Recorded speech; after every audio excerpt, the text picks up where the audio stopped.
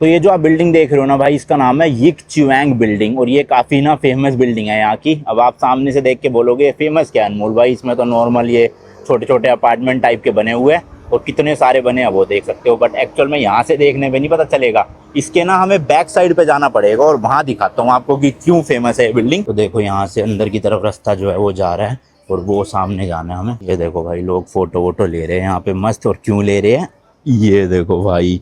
तो इस बिल्डिंग को यहाँ पे कहते हैं मॉन्स्टर बिल्डिंग, मतलब इतने सारे आपको छोटे छोटे अपार्टमेंट कंजेस्टेड से, मतलब भिड़े भिड़े सब जुड़े जुड़े, समझ रहे हो ना, उस टाइप का पूरा फील मिलेगा। ये ना ग्रुप ऑफ 5 बिल्डिंग है जो कनेक्टेड है साथ में, और ये बनी थी 1972 में, और हर एक बिल्डिंग में ना टोटल 18 फ्लोर है और 2243 अपार्टमेंट है टोटल सब मिला के, जिसमें भाई 10,000 से भी ज्यादा लोग रहते हैं। सोचो इतने से एरिया में 10,000 लोग। तो देखो लग भी रहे हैं दिखने में ना काफी पुराने से, बट हर बिल्डिंग ना अलग अलग कलर की हुई पड़ी है। जैसे कुछ देखो ब्लू कर रखी है, कुछ इन्होंने ये इस तरह का कलर कर रखा है, इधर देखोगे तो कुछ रेड कलर की है, ग्रीन कलर की है। तो उसकी वजह से ना भाई ओवरऑल जो लुक आता है ना वो ऐसा लगता है जैसे मॉन्स्टर हो कोई, है ना। प्लस ना ट्रांसफॉर्मर मूवी में भी कुछ ऐसा ही इंस्पिरेशन लेके किया गया था, तो तब से इस बिल्डिंग्स का नाम ऐसे ट्रांसफॉर्मर बिल्डिंग्स भी कहा जाता है, बट मोस्ट फेमस नाम है मॉन्स्टर बिल्डिंग। एंड देखो इन्हीं बिल्डिंग्स के नीचे ये तो इनके मेल बॉक्स हो गए, हर फ्लैट का एक एक बॉक्स है जिसको चिट्ठी मतलब आती है, यहीं आती है। और इस तरह के आपको छोटे छोटे ग्रोसरी स्टोर भी मिलेंगे। ये बाकी एंट्री है बिल्डिंग की, लिफ्ट वगैरह जो हम ऑब्वियसली नहीं जा सकते क्योंकि हमारा कोई अपार्टमेंट नहीं है उस पर, बट वैसे आप आओ, फोटोग्राफी के लिए काफ़ी फेमस है ये जगह। एंड जस्ट बाहर निकलते ही भाई ये देखो ऐसी मस्त मॉडर्न ग्लास वाली बिल्डिंग मिल जाएगी। ये भी सामने अपार्टमेंट ही अपार्टमेंट है हर जगह पे, तो सही है भाई, एरिया तो अच्छा है, रोड भी चौड़ी है, और बीच में देखो ट्रैम भी चल रही है इस तरह की। अच्छा यहाँ हांगकांग की बिल्डिंग्स में ना भाई पानी टपकने की बड़ी प्रॉब्लम है, क्योंकि देखोगे ना आप एसी जो है सबने विंडो एसी लगा रखे है, और डायरेक्ट जो आउटलेट है वो इन्होंने बाहर ही छोड़ दिया। मेरे ऊपर 2-3 बार बूंदे गिरी, मुझे लगा भाई बारिश आ रही है, बट एक्चुअल में बारिश नहीं है, ये एसी का पानी टपक रहा है ऊपर से। ये देखो कुछ लोगों ने तो फिर भी पाइप जोड़ के अपने घर के अंदर ही डाल दिया पानी ड्रेन में, पर कुछ लोगों ने ओपन छोड़ रखे, उस वजह से भाई नीचे टपक रहा है पानी। ये देख रहे हो ना यहाँ पे, ये इन भाई साहब का जो है ये ऊपर वाले एसी का इनका पानी है। वही सोच रहा है यार, धूप तो इतनी तेज हो गई एकदम से, बारिश कहाँ से आने लग गई, ऊपर देखा तो भाई एसी टपक रहे हैं। अच्छा सबसे पहले ना हांगकांग की थोड़ी हिस्ट्री के बारे में ही बात कर लेते हैं, क्योंकि उसके बाद ही आपको ढंग से समझ आएगा कि जो मैं चीजें घुमा रहा हूँ उनका क्या वो है। देखो हांगकांग जो है ना वो ऑपरेट करता है अंडर 1 कंट्री 2 सिस्टम फ्रेमवर्क में, जिसका मतलब ये होता है कि हांगकांग ना चाइना का पार्ट है, और यहाँ पे जो भी फॉरेन अफेयर या फिर मिलिट्री है वो सब चाइना हैंडल करती है। लेकिन हांगकांग की ना अपनी पॉलिटिकल और इकोनॉमिकल सेक्शन है अलग से, मतलब यहाँ की करेंसी जो है वो चाइना से अलग है। जैसे चाइना में चलता है चाइनीज युआन, यहाँ पे चलता है हांगकांग डॉलर।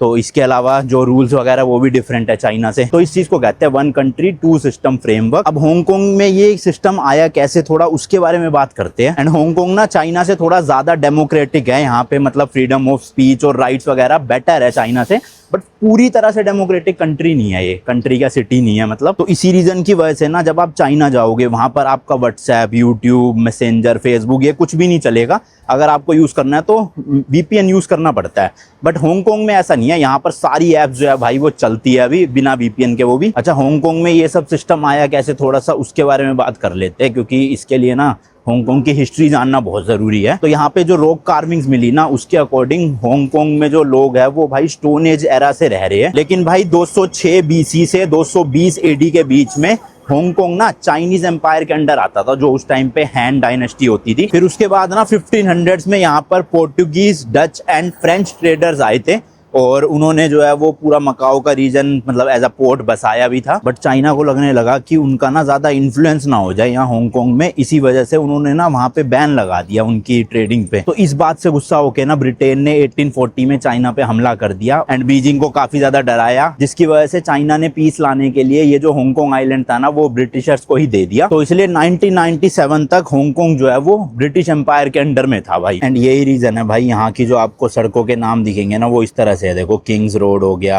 ग्रेग रोड हो गया, ऐसे ही आपको अलग अलग जो भी मेट्रो स्टेशन के नाम मिलेंगे, जैसे ये देखो क्वेरी बे हो गया। एंड इसी वजह से यहाँ पे सबको ऑलमोस्ट जो है वो इंग्लिश भी अच्छे से आती है, क्योंकि भाई इतने साल जो है वो ब्रिटिशर्स के अंडर था ये देश या सिटी। लेकिन फिर मेरे पैदा होने के जस्ट 2.5 महीने पहले यानी कि 1 जुलाई 1997 को ब्रिटिशर्स ने जो है वो हांगकांग वापस से चाइना को सौंप दिया, लेकिन एक एग्रीमेंट करवाया, और उस एग्रीमेंट के अकॉर्डिंग अगले 50 साल यानी 1997 से अगले 50 साल हांगकांग जो है वो 1 कंट्री 2 सिस्टम्स फॉलो करेगा, यानी कि आर्मी वगैरह तो होएगी चाइना की सब कुछ, लेकिन हांगकांग सेपरेटली अलग से अपना जो है वो इकोनॉमी चला सकता है। और अब ये एग्रीमेंट ना भाई 2047 में खत्म हो जाएगा और उसके बाद हांगकांग जो है वो पूरी तरह से चाइना के अंडर आ जाएगा। तो तब शायद से जो है यहाँ पे वो व्हाट्सएप वगैरह चलना बंद हो जाए, जैसे चाइना में है सब कुछ रूल, वही सब कुछ यहाँ पे भी आ जाएगा भाई। करेंसी भी हो सकता है चाइनीज़ युआन हो जाए उस टाइम पे, मतलब मैं जब 50 साल का हो जाऊंगा तब होगा ये सब। तो ये देखो भाई, ये पूरा एरिया ना काइंड ऑफ एक तरह से रेजिडेंशियल एरिया ही है। एंड यहाँ पे देखो पार्क भी बना हुआ है,